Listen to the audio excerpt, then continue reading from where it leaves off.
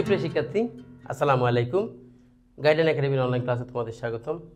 আজকে আমরা কোরিলেশন অ্যানালাইসিসের আরও কয়েকটা প্রবলেম সলভ করব। তাহলে দেখা যাক problem number 1, coefficient of correlation between two variables x and y is 0.98, the covariance is কত 36 and the variance of x is কত 16।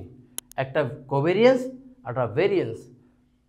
Find the standard deviation of y, আমাদেরকে y এর স্ট্যান্ডার্ড ডেভিয়েশন বের করতে বলছে। তাহলে y এর standard deviation যেহেতু বের করতে বলছে, আমাদেরকে x এর স্ট্যান্ডার্ড ডেভিয়েশনটা বের করে আনতে হবে।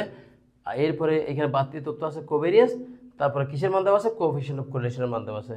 তাহলে আমরা পাশে হিয়ার দিয়ে দেখালাম কোভেরিয়েন্স সমান 36, আর এর মান 0.98, আর x এর ভেরিয়েন্স অর্থাৎ সিগমা x স্কোয়ার সমান 16, অর্থাৎ সিগমা x ইকুয়াল কত 4। আমরা এখন কোভেরিয়েন্সের একটা সূত্র অ্যাপ্লাই করব। We know covariance equal r into sigma x into sigma y।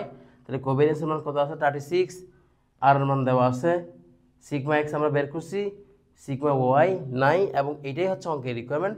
তাহলে ক্যালকুলেশন করলে সিগমা y সমান কত পাবো 9.18। একবারে সহজ একটা অঙ্ক, ঠিক আছে। আমরা আরও একটা প্রবলেম সলভ করি। Problem number 2, if the sum of squares of the rank differences, তাহলে র্যাঙ্ক ডিফারেন্সেস স্কোয়ারের সমষ্টি হচ্ছে কত 80। র্যাঙ্ক ডিফারেন্সেসের স্কোয়ারের সমষ্টি কত 80, এবং কয় পেয়ার বলা হচ্ছে 9 পেয়ার বলা হচ্ছে। Find the correlation coefficient between them, তাদের মধ্যে আমাদেরকে কোরিলেশন কোএফিসিয়েন্ট বের করতে বলছে। এবং কোরিলেশন কোএফিসিয়েন্ট বললো এটা কিসের অঙ্ক, র্যাঙ্কের অঙ্ক, যেহেতু র্যাঙ্কের ডিফারেন্সের স্কোয়ারের কি দেওয়া আছে সমষ্টি। তাহলে আমরা লিখবো given that n equal 9 summation of D square সমান কত 80। আমাদেরকে বের করতে বলছে কি র্যাঙ্ক কোরিলেশন। তাহলে উই নো র্যাঙ্ক কোরিলেশন আর equal 1 - 6 summation of D square divided by n cube minus n। তাহলে 6 সামেশন অফ ডি স্কোয়ারের মান আছে 80, n এর মান কত 9 কিউব মাইনাস 9। ক্যালকুলেশন করলে কত আসবে 0.33। আর এটা হচ্ছে কি একটি পার্শিয়াল পজিটিভ কোরিলেশন। প্রবলেম 3, এটা আমাদের জন্য একদম নতুন একটা অঙ্ক। এরকম অঙ্ক আমরা আগের লেকচারগুলোতে কখনোই শিখি নাই। ফ্রম দ্য ফলোয়িং ডাটা, নিচের তথ্য হতে ডিটারমাইন কোএফিসিয়েন্ট অফ কোরিলেশন, আমাদেরকে কোরিলেশন নির্ণয় করতে বলছে by using concurrent deviation method. কিসের সাহায্যে, কনকারেন্ট ডেভিয়েশন মেথডের সাহায্যে। তাহলে আমরা কোরিলেশন নির্ণয়ের পদ্ধতি পড়ছিলাম 5টা, Karl Pearson, Spearman rank correlation, concurrent deviation method. তাহলে এটা হচ্ছে কি কনকারেন্ট ডেভিয়েশন মেথডের সাহায্যে কি বের করতে হবে, কোরিলেশন বের করতে হবে। তাহলে এখানে ইয়ার দেওয়া আছে, ইয়ারের বিপরীতে সাপ্লাই আছে, আর কি আছে প্রাইস আছে। তো কনকারেন্ট ডেভিয়েশন মেথডের সাহায্যে যখন আমরা কোরিলেশন করবো, সেখানে একটা নতুন সূত্র শিখতে হয়। আমরা সূত্রটা আলাদা করে না শিখি, ডিরেক্ট অঙ্কের সাথে শিখিনি। তাহলে দেখো সলিউশনটা, let supply equal x, price equal y. একটাকে এক্স আরটাকে ওয়াই ধরে নিলাম। তাহলে এই এক্স এর মানগুলো লিখলাম। এরপরে সেখান থেকে ডিএক্স মানে আমরা কি বের করতেছি, ডেভিয়েশন বের করতেছি। আর এখানে ওয়াই এর মানগুলো সরাসরি লিখলাম। এরপরে ওয়াই এর ডেভিয়েশন ডিওয়াই। এরপরে এটা হচ্ছে ডিএক্স ডিওয়াই, অর্থাৎ ডিএক্স এর মান যেটা পাবো, ডিওয়াই এর মান যেটা পাবো, সেই দুটো গুণ করে দিলে ডিএক্স ডিওয়াই পাবো। তাহলে ডিতে এক্স থেকে আমরা ডিএক্স কীভাবে পাই, দেখো প্রথমটা কত 50, প্রথমটা যাই থাকুক সেটার ক্ষেত্রে আমরা সবসময় কী লিখবো, নীল লিখবো, কারণ এই সংখ্যাটা আমরা কারোর সাথে কম্পেয়ার করতে পারতেছি না। তাহলে এখন এই 50 থেকে 54 সংখ্যাটা বাড়ছে নাকি কমছে, বাড়ছে, তাই প্লাস। এই 54 থেকে 60 বাড়ছে নাকি কমছে, বাড়ছে, তাই প্লাস। 60 থেকে 72 বাড়ছে নাকি কমছে, বাড়ছে, তাই প্লাস। আবার 72 থেকে 60 কমছে, তাই মাইনাস। আবার 60 থেকে 65 বাড়ছে, তাই প্লাস। আবার 60 থেকে 80 বাড়ছে, তাই কি প্লাস। তাহলে একটা সংখ্যা থেকে এরপরের সংখ্যাটা যদি বাড়ে আমরা প্লাস দিব, আর কমলে মাইনাস দিব।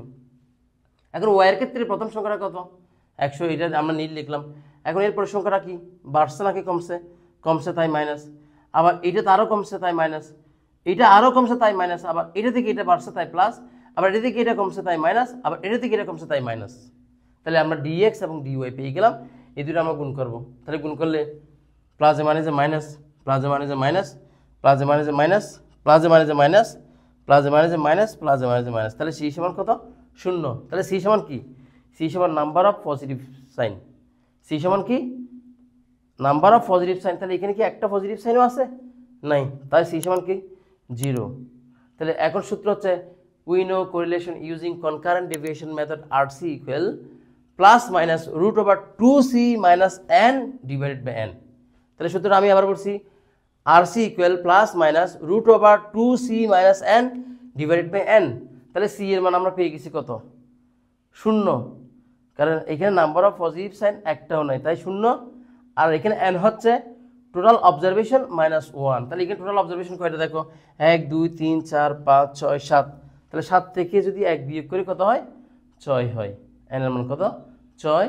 তাহলে এই c তো নাই, শূন্য। এখন ক্যালকুলেশন করলে রুটের ভিতরে কি আছে, -1 রুট -1, আর এদিকে প্লাস মাইনাস, আর হচ্ছে এই রুটের ভিতরে -1 মানে বেসিক্যালি কি, i। তাহলে i মানে আমরা বুঝি i মানে √1। বুঝে গেছে? এটা তো আমাদের তোমার ইমাজিনারি নাম্বার। i সমান কি, √1।